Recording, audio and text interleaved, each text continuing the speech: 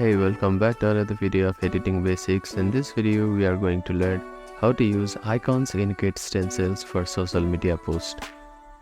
First is open up a preferred web browser and head over to getstencil.com. Log in using your credentials. You can open a social media poster template, or you can also create a new design from scratch.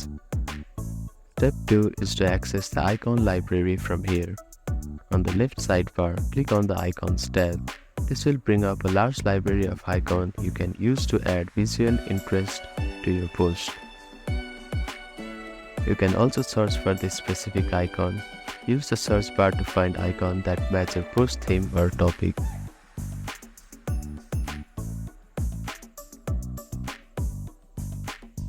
Click and drag the icon to move it into the place. Use the corner handles to resize the icon while maintaining its aspect ratio. Place it near text image or at key points on your design.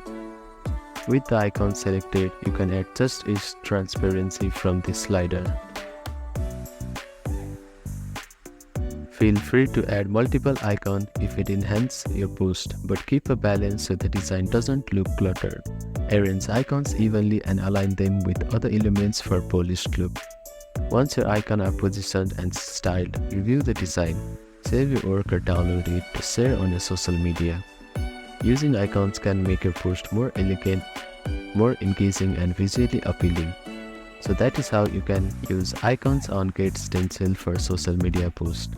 Thank you for watching this video. Please do not forget to like, share and subscribe to our channel, and comment down if you have any queries.